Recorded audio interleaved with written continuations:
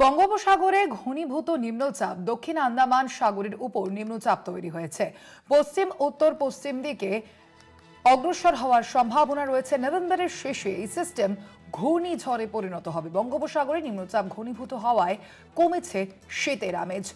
এ নিয়ে কথা বলবো আর বিস্তারিত জানবো। আমাদের সঙ্গে এই মুহূর্তে সরাসরি রয়েছেন প্রতিনিধি শাশ্বতী রায়। শাশ্বতী, আবহাওয়ার কি আপডেট রয়েছে? আলিপুর আবহাওয়া দপ্তর কি বলছে যে এই শীতের আমেজ কি পেতে পেতে ডিসেম্বর নাকি নভেম্বরের শেষ, কি বলা হচ্ছে?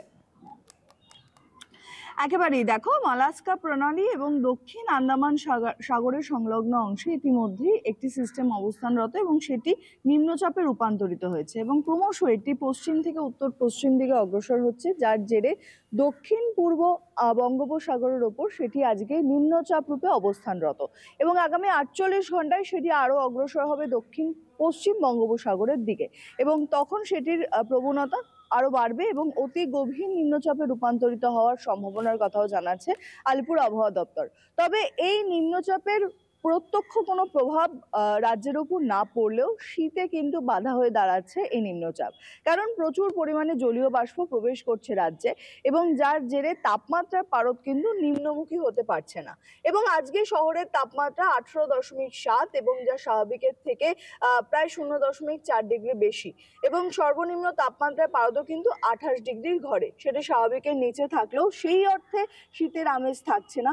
সকাল থেকে ঘন কুয়াশার চাদরে ঢেকেছে শহর কলকাতা, বেলা বাড়ার সঙ্গে সঙ্গে কিন্তু এই কুয়াশাও কেটে যাবে এবং রৌদ্রোজ্জ্বল আকাশে পরিণত হবে। তবে শহর থেকে জেলা সব জায়গাতেই আজকে কুয়াশার দাপট থাকবে এবং আগামী মঙ্গলবার পর্যন্ত এই কুয়াশার দাপট জারি থাকবে এই নিম্নচাপের প্রভাবে, কারণ এই নিম্নচাপে যেহেতু প্রচুর পরিমাণে জলীয় বাষ্প প্রবেশ করছে এবং তাপমাত্রার পারদ যেহেতু খুব একটা নিম্নমুখী নয়, সেই কারণে এই কুয়াশা ঘনীভূত হওয়ার আশঙ্কা রয়েছে।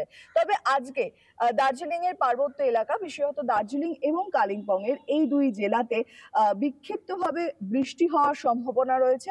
বাকি সমস্ত রাজ্য জুড়েই কিন্তু সম্পূর্ণ শুষ্ক আবহাওয়া। কোচবিহার, আলিপুরদুয়ার, জলপাইগুড়ি এই জেলাগুলির ক্ষেত্রে বিশেষভাবে ঘন কুয়াশার সতর্কবার্তা জারি করা হয়েছে, যেখানে 200 মিটারের নিচে নামতে পারে দৃশ্যমানতা। এর সঙ্গে সঙ্গে বাকি জেলাগুলি, বিশেষত পশ্চিমের জেলাগুলিতে তাপমাত্রার পারদ সর্বনিম্নের কাছাকাছি অবস্থান করবে এবং সব জায়গাতেই স্বাভাবিকের থেকে 1 থেকে 2 ডিগ্রি ওপর নিচে অবস্থান করবে তাপমাত্রা। তবে এই পরিস্থিতি চলবে আগামী গোটা সপ্তাহ জুড়ে এবং নভেম্বরের শেষে একটি এই নিম্নচাপ থেকে একটি ঘূর্ণিঝড় রূপান্তরিত হওয়ারও ইঙ্গিত মিলছে। তবে দক্ষিণ ভারতে এই নিম্নচাপের প্রভাব সব থেকে বেশি পড়তে পারে এবং ইতিমধ্যে দক্ষিণ ভারতের একাধিক রাজ্যে জারি করা হয়েছে ভারী বৃষ্টির সতর্কতা। এই রাজ্যের ক্ষেত্রে সেই পরোক্ষ প্রভাব না পড়লে পরেও এই তাপমাত্রার পারদ নিম্নমুখী হতে কিন্তু ডিসেম্বরের প্রথম সপ্তাহ পৌঁছে যেতে পারে। তবে ধীরে ধীরে তাপমাত্রা নিম্নমুখী হবে। সকালের দিকে একটা হালকা শীতের আমেজ, রাতের দিকে কুয়াশা এবং শিশির এবং তার সঙ্গে সঙ্গে সারাদিন একটা রৌদ্রোজ্জ্বল অবস্থা এবং কিছুটা হলেও আর্দ্রতাজনিত অস্বস্তি।